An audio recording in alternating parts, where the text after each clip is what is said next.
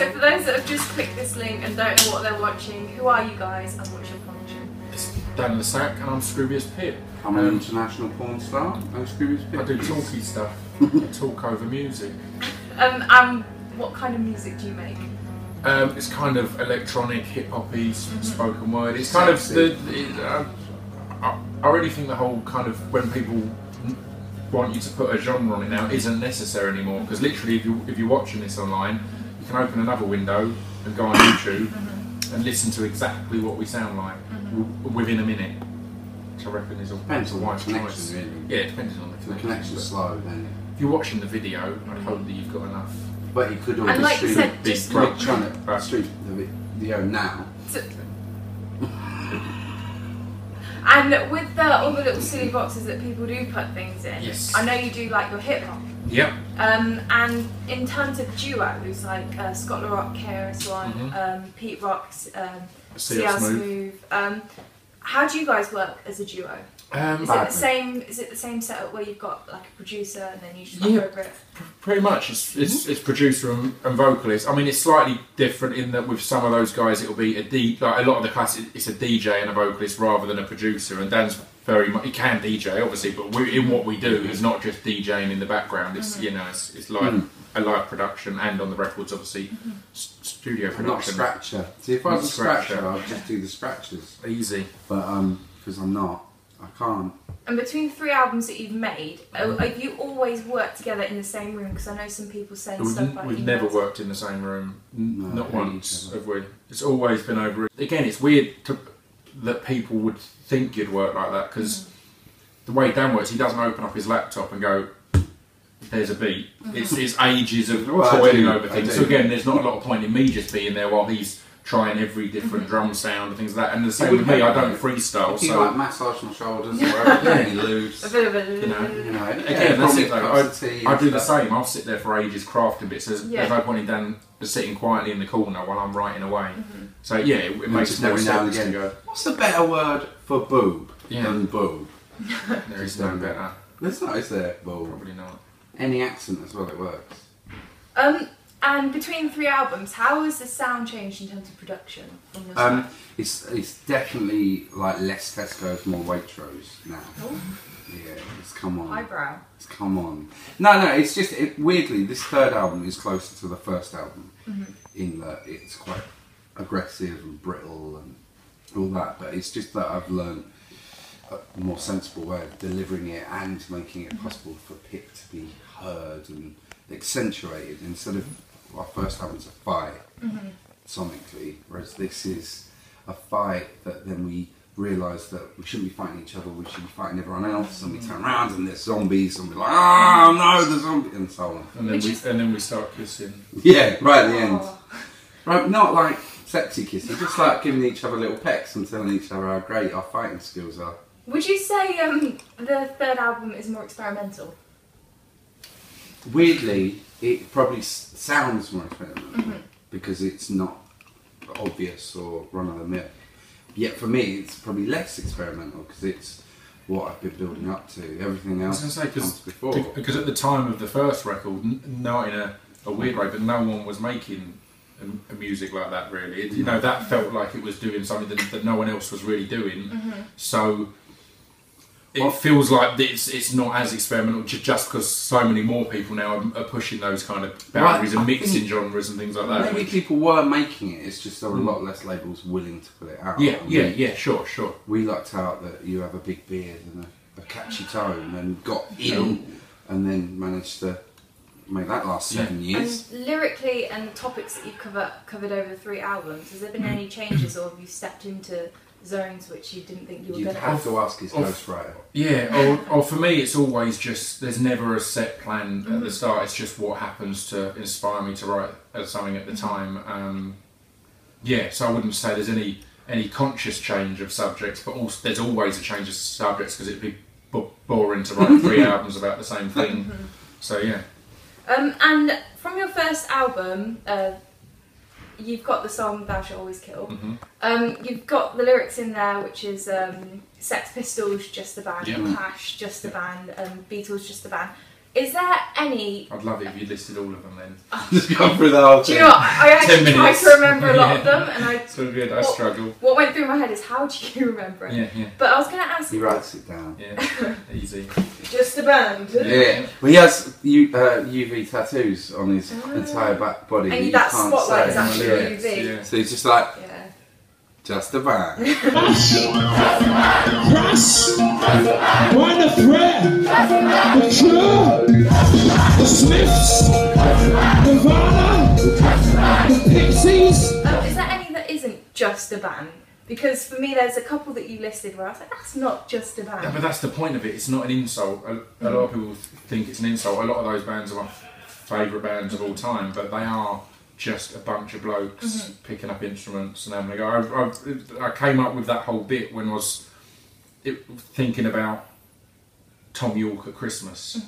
Because Tom York's Tom York. He's like this weird, particularly as Tom York is quite odd and quite elusive. You kind of hard to think of him as just a regular person, but it's Radiohead and all this. But then at Christmas, his brother's probably taking the piss out of him, and his mum's telling him off for fighting and not passing the potatoes. They're all just regular people that just make music. So yeah, that's kind of the point. They'll be organic potatoes, though, wouldn't they? But they would. Ethically sourced From Waitrose. from free-range potato plants Yeah.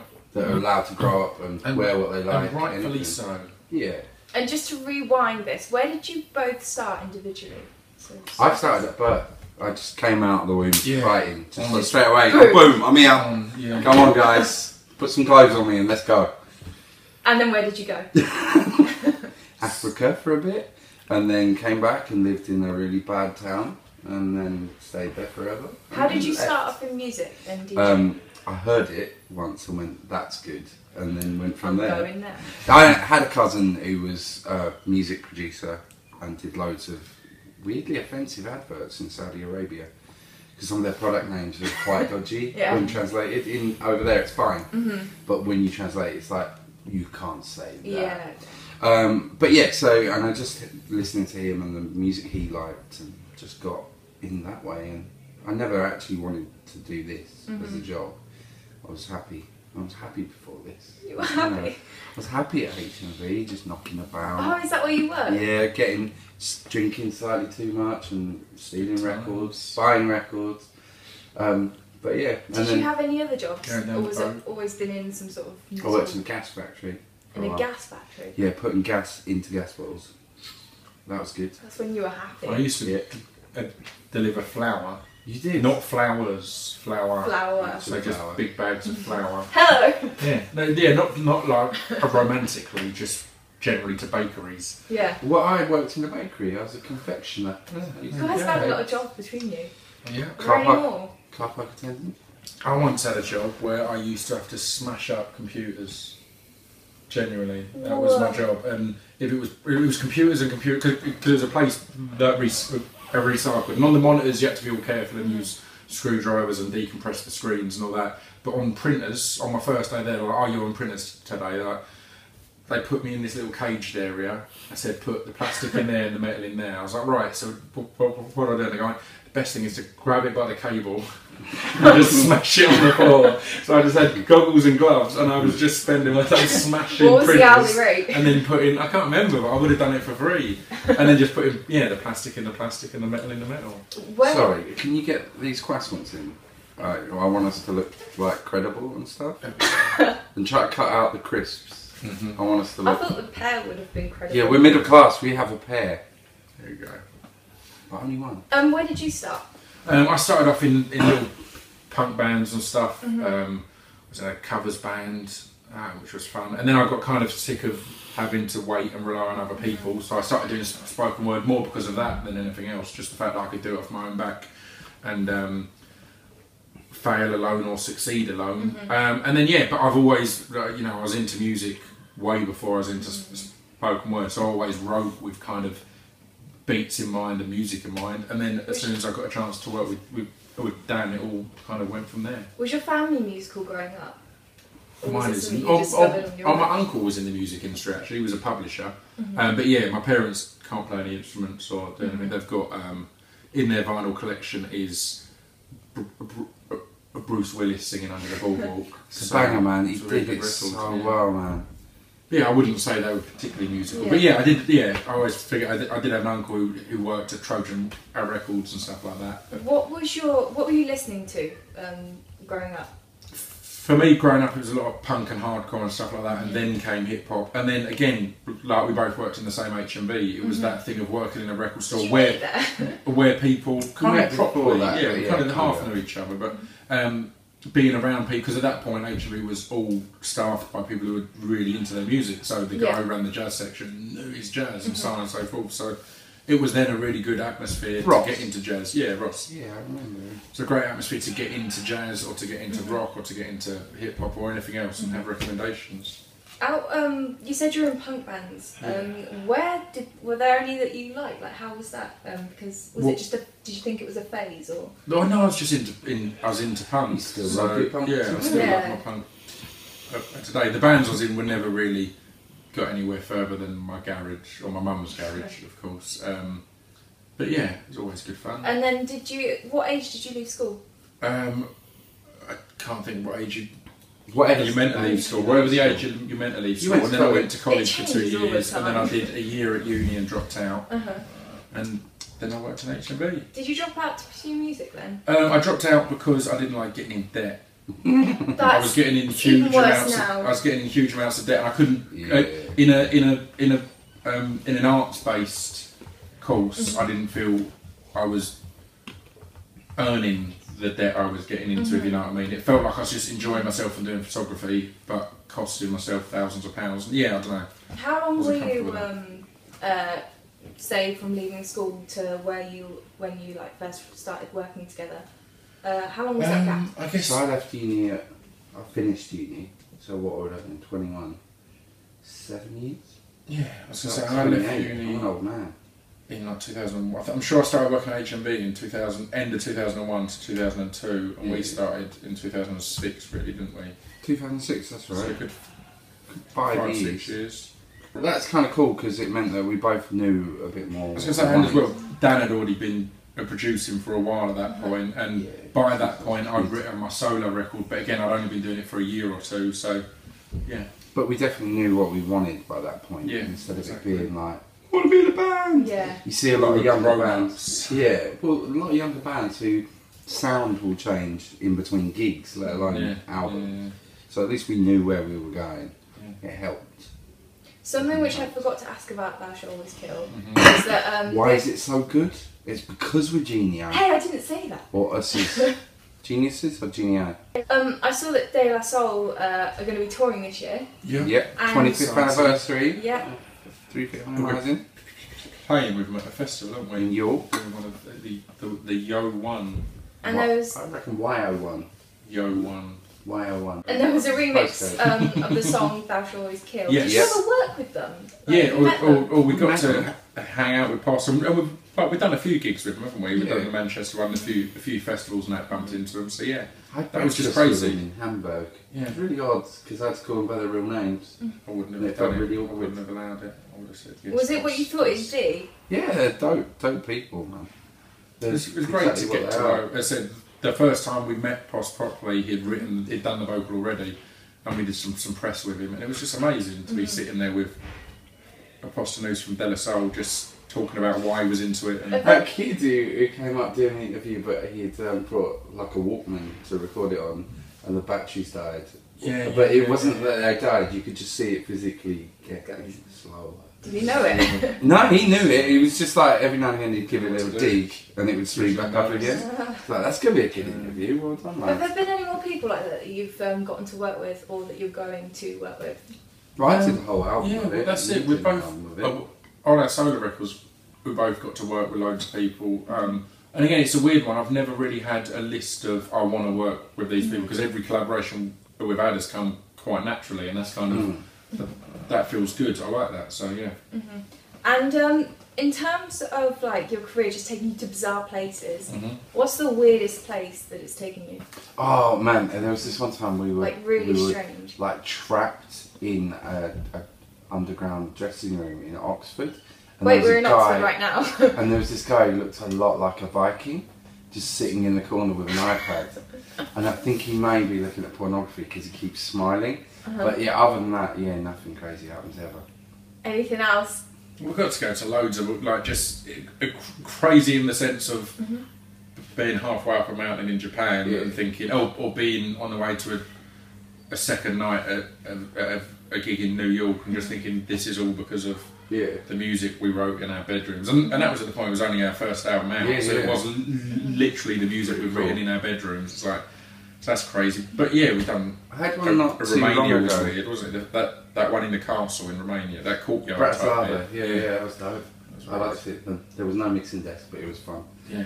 I had one the other day actually where a girl came up to me and she was fuming. I live in Reading. She was fuming. Not far from here. Not far at all. That's where we came from today. It was delightful. That's where we're going back to tonight, just to give a full itinerary. She had spent an evening with this young man and she was very angry that he hadn't called her. She was fuming. I was like, well, where did you meet him? And she's like, Sub 89 at their Friday night. I was like, I don't think he's ever been. It was him, I'll tell you. He said his name was Scroobius Pip, blah, blah, blah. And then literally the guy walks past. So there he is. I said, well, go talk to him then. She rushes out, and then when I catch his face, he's Indian for starters. He is the Indian Scroobius Pip. Yes, he was wearing a baseball cap. He does have a beard, but he was like 5'2". Saying that, when I was waiting for you guys earlier, there was a guy that walked in who looked exactly like you, but their beard was lighter, and I just thought you had like dyed your beard. Or... No, there is a lot of fakers these days. Yeah. In the early days, unmistakable. These days, they're everywhere. Beards have become Scroobius passe now. The sun shone on us through dark skies as the rest of the world passed us. Our on-foot adventure took us all the way down to Greenwich. From start to finish, 4 hours, give or take a few minutes. Around 10:45, as we sat in the park, the place blew in the dark. You can see right across the river from the Kaisar to Millwall Park. And we shared a kiss in that moment, with no sexual undercurrents. Do you prefer spoken word or rap? I like both. It's like, do you prefer burgers or pizza? They're both awesome. Give me a pizza burger. Over there. Burgers or pizza, Chris? Burgers for me. Yeah. So that's rap. But again, I don't. Yeah. Why would you ever be in a horrible situation where you had to choose? Yeah. Because someone goes back in time and helps Hitler to win the war, and then Hitler gets a big bee in his bonnet, like when he's like 90, and he's killed basically all diversity now. So there's just like blonde white people left, and then the dance group Diversity from Britain's Got Talent. Yeah, it's just the white ones of diversity left. Yeah. That's like 1 or 2, right? Yeah, one. Best. And then Hitler basically like, I know what we're going against next, guys. We killed. I'd say he'd go against rap because I'd say he liked spoken word because he liked delivering big speeches and the rhythm and cadence he'd often use is very spoken word. It's all quite subjective anyway. Some people would. Yeah, it's what anyway. And then, that bit's getting cut out. Alright man, how about this? I remember hearing Mos Def rhyme the alphabet. I just sat there in silence as a sign of respect. I knew what I had to do and that's what happened next. I run the periodic table to stay one step ahead. In the periodic I quite like both, in all honesty. To be honest, they're both very unique in their own way. Like, when he does his own stuff, spoken word stuff's very powerful and very good. But when he does the rap stuff with Dan Sack and music, it's a completely different kind of scenario. But I'd probably do prefer the rapping stuff, but the spoken word is just as good anyway. So spoken word or rap, or both? I love both. I love Polar Bear, I love Scroob, I love B. Dolan, C. Francis, everyone. Spoken word, definitely. Why? It's just, I don't know, it's easier to understand. You can just take it in a bit easier. I favour spoken word just because I think you can do more with it. I think that you can express more with spoken word and you can make things flow a little better. I'm just going to have to go both, man. Like, I'm a fan of both. Like, Scroobius is right up there with Eminem, so... Rap. Which one? Spoken word. How come? Poetry. Oh, sophisticated. Yes. Ooh, now there's a question. I think it comes down to a lot about the background behind each. Rap tends to be a lot more aggressive, rapping about real things, whereas I find spoken word it's a bit more real. I don't know. Really, I love Dan Sack and Scroobius Pip just for the pure fact that their lyrics are amazing. But like I said, I have no preference to. Okay, yes, I think spoken word is the way to go. Currently, right now, what kind of music do you listen to? Is there anything really experimental which you can't even? I can't stop listening to Young Fathers. I go on about it on stage and everything. I listened to their new album for the first time yesterday, and I've been sent it a few weeks back, but I was scared to listen to it because one, I wasn't allowed to play it on my radio show yet, and I knew if I loved it, I'd just play it and get told off. And two, I was worried it wouldn't be good because their album last year, Take Two, was like my favourite record in ages, and I listened to it yesterday, and it's brilliant. Yeah, the new Mogwai rave tapes is dope. It's not very ravey. I've seen a lot of people. It's very good. Instagram the picture. The Courtney Barnett album. You were talking about it the other day, yeah. Really catchy. Really catchy. On Thank 6 Music all the time as well. Thank you guys for your time. Thank you. Thank you. Thank you, Ollie.